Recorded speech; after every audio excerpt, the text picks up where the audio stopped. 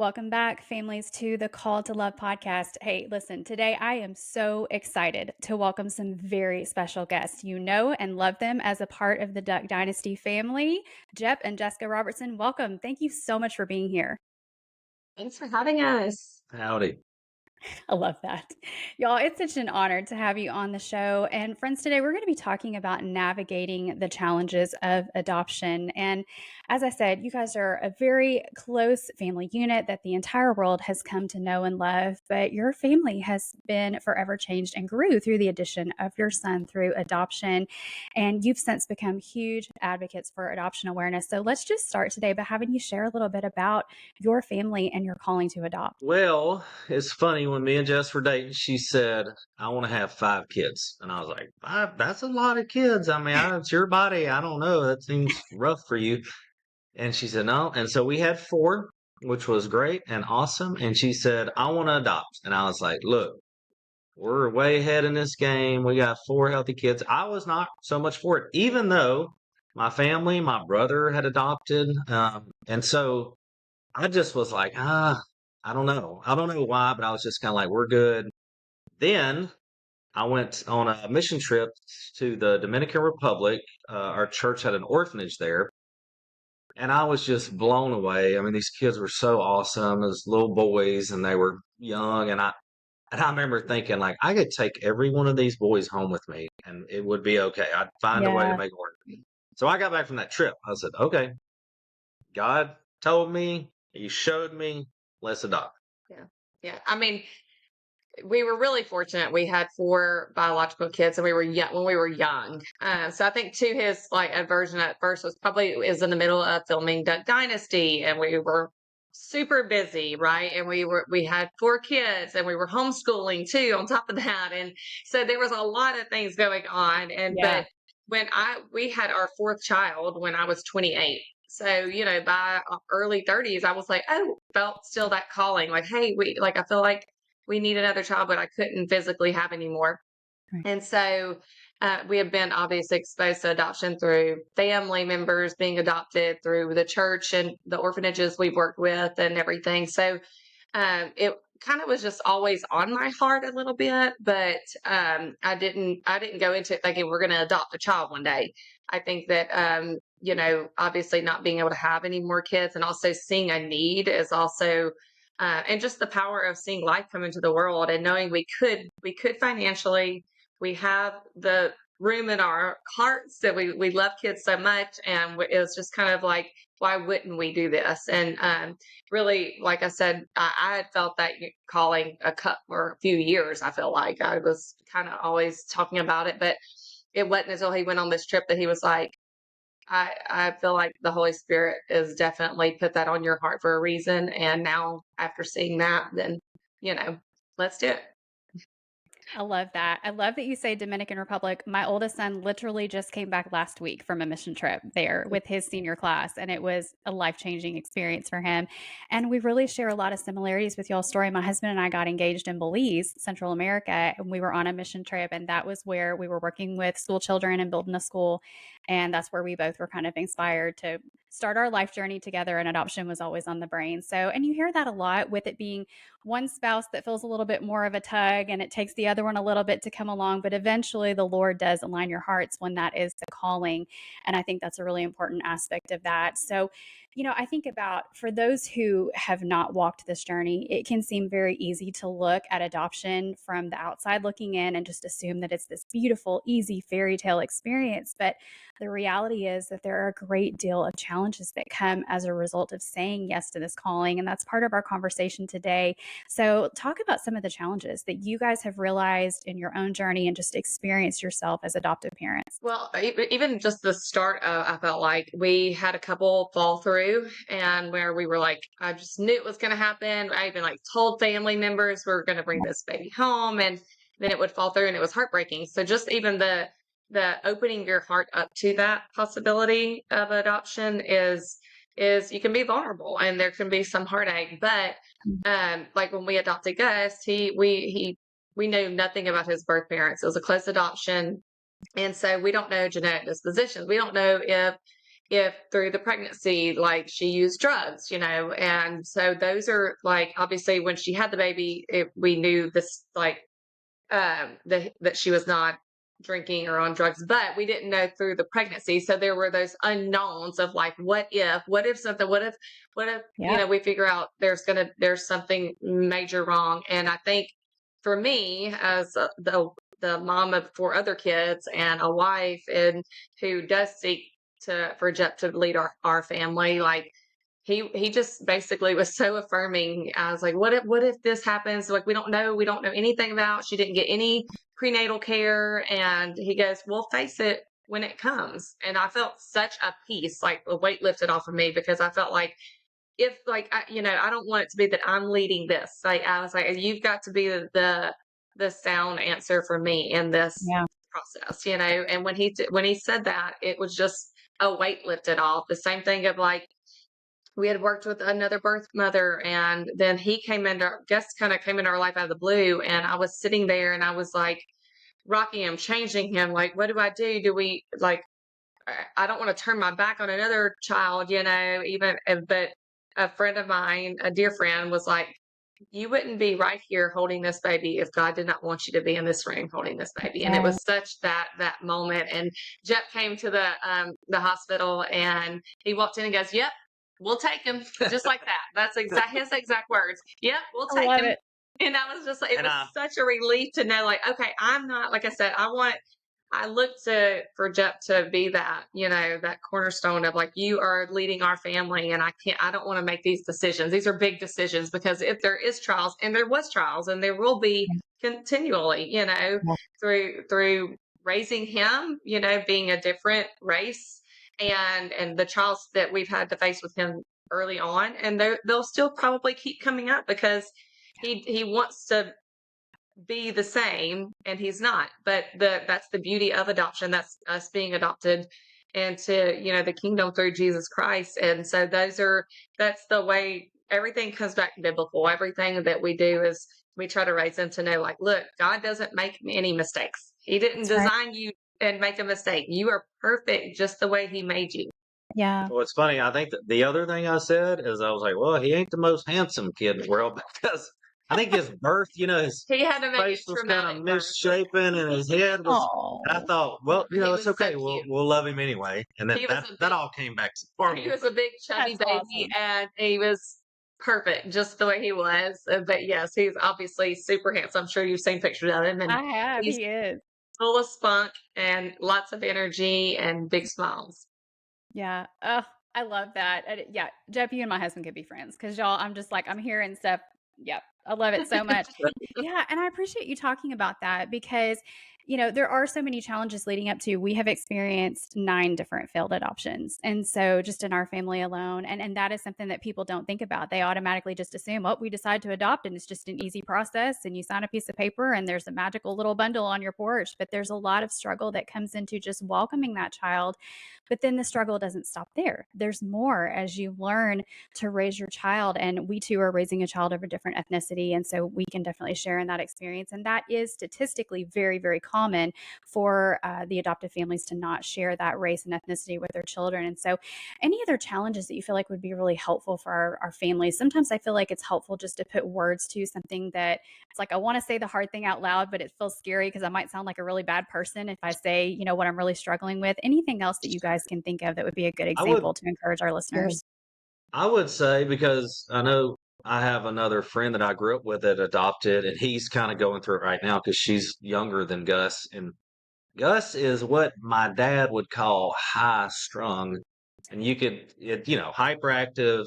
I don't know. There's a lot of terms for however you want to say it, but Yeah.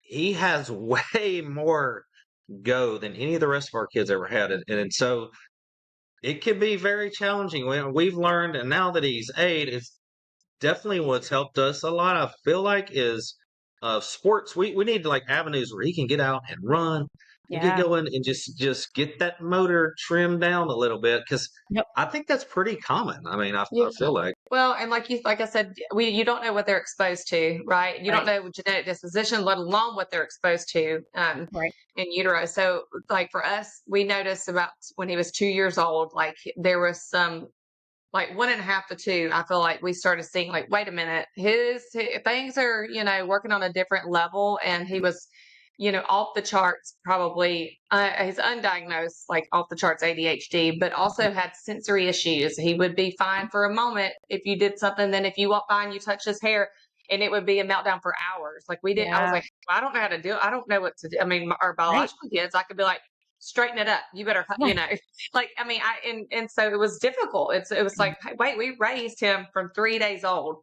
There Right. is no way he wasn't, there's been no trauma. There's been no, but through Jep started working after, actually, when he was about 3 years old, 3.5.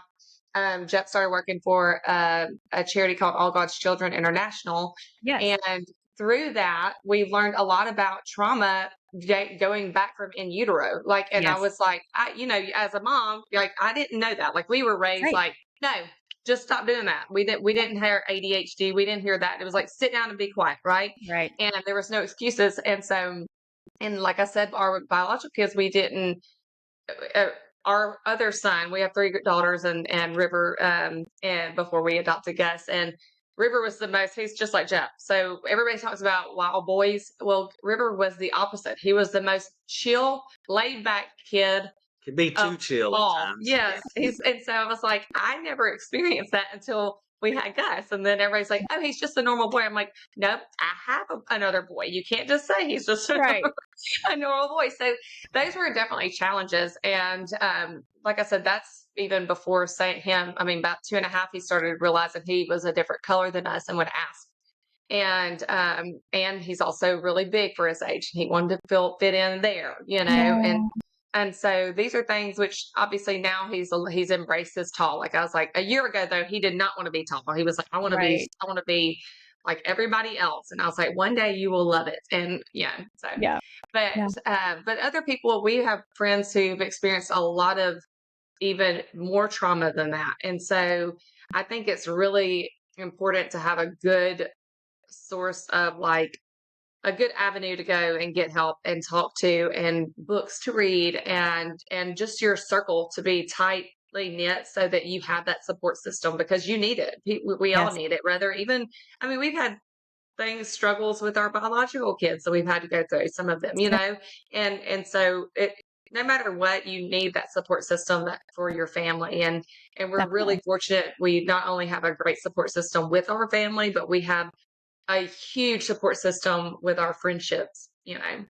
I love that. That is, it's so important. I mean, it's truly crucial to be able to survive this because there, with all of the different things that you might not don't necessarily expect as adoptive parents. I mean, you're learning, you're adjusting, you're trying to educate yourself, you're trying to advocate for your child, you're trying to keep yourself regulated when the behaviors are, taxing on you as the parents, and that can be really overwhelming to a marriage.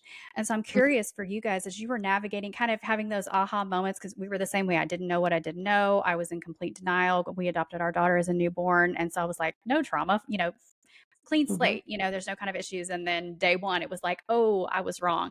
So there was a lot of stress that came just in family life and in our marriage with a child who screamed night and day for the first 3 years of her life. So I'm curious for you guys when you were walking through those hard moments and even now still, how you work together as a couple to deal with these challenges and stay united. Well, I think it's a lot of you know, having the other person to talk to, and it's kind of like, hey, like, and sharing the load. I feel like there's times where it's just like, she's like, hey, take us, y'all go Yeah. do something outside and do, Yeah. go We've do, got yeah, you need to have some daddy time. right. Yes. Kids that can be, more of a handful. You just got to approach it differently. And, Mhm.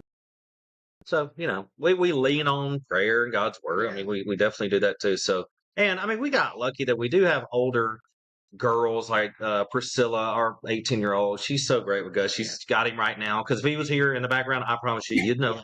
You he'd know, come Right. streaking through here. So I mean, I do think for me, like, really fortunate to have a husband who, I mean, and we were married for a while before, but we got to that point in our marriage where we were a unit. We wasn't bickering about little things. We got Right. past those things. We truly let things go, and we were able to like love each other and forgive each other Yeah. daily for whatever silly Right. little things that annoy you, whatever. So Yeah. I feel like we've had a great friendship for a long time. And Yeah. so I think that is really important, and he's always been really active in our kids' lives.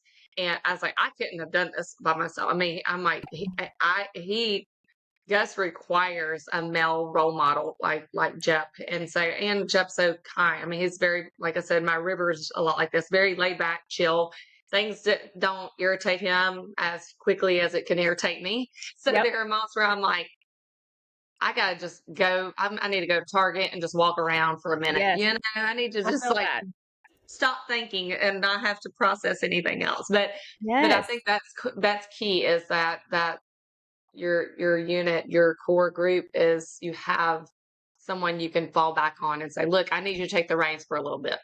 Yes, absolutely. Yeah, we call it tagging out at our house. I'm like, I need to tag out for just a minute, and or I can look. We've developed a language and just a communication style with us where I'm like, I'm overstimulated right now. I'm not going to be my best for her, so I need you to, fill in the blank, that kind of thing. And that has been a game changer for us too. So I love Sure. that you talk about that and having that solid friendship between spouses. It is a game changer. And to your point, having an involved dad and husband. I mean, that absolutely it's what our kids need most anyway. And so, along those lines, Jeff, let me ask you because I hear this a lot working in adoption and foster ministry full time. One of the things that I hear often in this space is it can be a real silent struggle for dads because you were talking about him being the spiritual leader, Jessica, and you just how important that is. But they can carry the load, especially if you've got a temperament like Jeff's. My husband's the exact same way. He lets things roll off his back. He doesn't necessarily show any type of stress, but it can build as you're carrying the weight of all the things. And like, Jessica, you and I are really similar. And so I can relate so much to you. Like I carry it, I feel it. I'm a little bit more expressive. I get overwhelmed a little bit easier and those types of things. And so he's seeing that and he's wanting to fix all the things.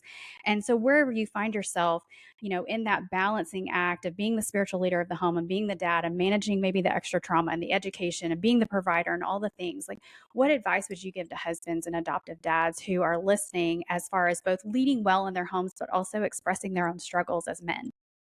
Yeah.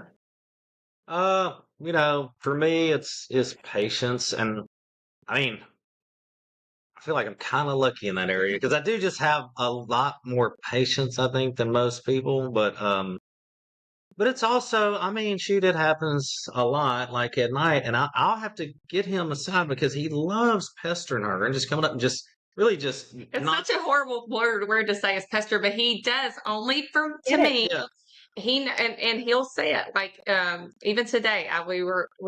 He had to come to the store with me, and he didn't want to do it. And then he said something. I said, "I love you." Just say, "I love you so much." And I was like, I want to hug on you right now." And he goes, "Mom, I love you. I get in your face all the time." And he goes, yeah, "That's how you know I love you." And I was thinking, right, I'm always like, get personal space. I Right? just, yeah, and You're in my so, bubble. but it's a different, he treats me differently than he does Jeff. And that's Yes. probably a lot of kids do that with their mom versus their dad, but it's intentional, like the way he does it. And so, but I'm just like, God, give me that patience and that grace to go. Like he just things work a little differently, and that's okay. Like help me to be okay and be like Jeff, let things roll off. I Yeah. want to be that patient. He's like, you pray for patience. You want to be super kind. Okay, here's a kid that's might try you at times. So Yep. I'm trying to build that patience for you. Absolutely. I definitely feel that. Yeah, we so similar in our experience. And I was the primary caregiver that our daughter attached to when we brought her home. And so for a long time, I was the only one who could comfort, the only one who could regulate. That's still true a lot of times now with her being 9.5 years old. And like he'll be sitting there going, I'm here, I'm available. Like, come to daddy and I will help with whatever. And she's like, nope, bypass to mom, every time. And I'm like, so we're having to teach her, that dad can regulate. Dad is, I don't know. And it's funny, but yet she's a daddy girl and there's certain things that only daddy can do. So it is funny, the different dynamic, and you do figure that out. And I can feel that too of just needing that break and that space. And so, Jessica, by and large, I see that it typically is the wife and the mother who carries the vast majority, a lot of times, of the calling. It just statistically, it is the wife who leads in that calling. And then the care related to adoption and attachment and all of that. So, how would you encourage the women listening to kind of balance each of their roles in the home as wife, as mom, as daughter, as friend, as, volunteer in the church, whatever that looks like? How can we balance it all without losing our minds and our identity and draining ourselves? Whew, that's a big one. I mean, I would just say, I mean, prayer, there's a lot, I mean, I spend a lot of time. When I'm working out, I'm praying. When I'm in the shower, I'm praying. When I'm Yeah. driving down the road, I mean, it's that constant putting good, like listening to Christian music, doing things that are intentional, reading a Bible verse, doing, everything I can to offset that load of feeling overwhelmed or exhausted, or Mhm. pushed or pulled. Sometimes I feel like I'm being pulled in too many different directions. I can't do it anymore. I can't do all this. You've got to give me a break for a minute. Yep. And so it's also just making sure, because a lot of times I'll take everything on because I don't want to burden anybody else. So, Yep. but it's also is like just being honest, say, look, I can't do this. I need you to take this task. I need you to do this. And so it's just really being honest about that communication with him, with the other kids, what I need them to do, with Gus, what I need him to do. But it's just being like overly, just not taking too much on and being able to say no to some things. We had a pastor too one time share, it was like, say no to good things so that you have the opportunity to say yes to great things. And that's one Yeah. thing, is like being too busy with the kids, which can cause extra stress. It'll cause too much stress for your marriage. It'll cause too much stress with the other kids. And so it's like being able to take on what you can, but also put off what you don't have to put on right now. Yeah, I think that's great advice just for life, but especially in a calling that's as weighty as adoption, because there are so many extras that you don't anticipate in that experience and in that calling. And you referred to this a little bit ago, Jessica, and I want to come back to it a little bit because I think with adoption, there is fear associated. A, because I think just the enemy hates the idea of it. And so he's going to try to strike fear in our hearts so that we don't act. But also for those of us who already have successfully adopted, there's still fear of what's to come or the what ifs and all those different things. And so, how would you speak to the fears, whether a family is listening and they're on the cusp of saying yes to adoption or they're in the throes of it raising a child?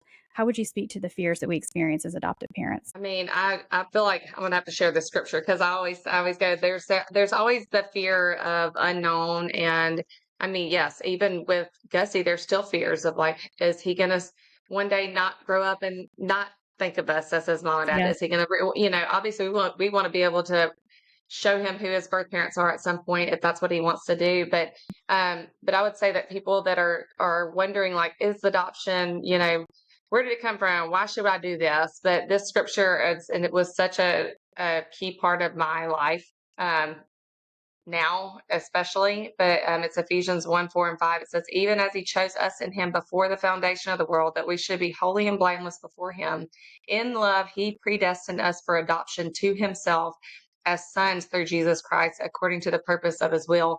And it's really, how do I get through things? And what do I do with the fear? I mean, the word of God, it's the only thing that's going to make you feel whole, and to learn who Jesus was and who we are as sons and daughters of the Almighty through Jesus. And it's just it affirms adoption from the biblical standpoint all the way to us being here today with our guests. I love that. That's beautiful. It's such a great reminder, and we do everything. I mean, he's the one who designed the idea in the first place. When family was broken at the onset of sin, God had a plan, and it really is beautiful. It's messy, but it is beautiful. I want to ask you guys. I want to talk about your latest book and all of that. But before we do that, I have to ask this question because, like you shared at the beginning of our conversation today, like you had the four biological kids, you had a beautiful life, a wonderful marriage, a thriving career and a TV show and all the different things. And then adoption came in and changed everything. But my question specifically is how? How has adoption changed you and how has it changed the kids in your home? I mean, I would say what she just read is the biggest thing is like, you read these verses in the Bible about adoption and, and you just learn about grace and how we don't deserve anything. Like God, It's you know, freely given. Yeah. freely given his love to us when we do not deserve it at all. Like it really all makes sense once you adopt a child. You're like, oh my gosh, I see all those things now. It Yeah. really makes it real. So it's like Yeah. the coolest thing Well, ever. and like going into it, it's like you think you're going to bless somebody. You're good, oh, we want to do this because God put it on our hearts and it's going to be a good thing. We're going to provide a loving family and home for a child that is in need.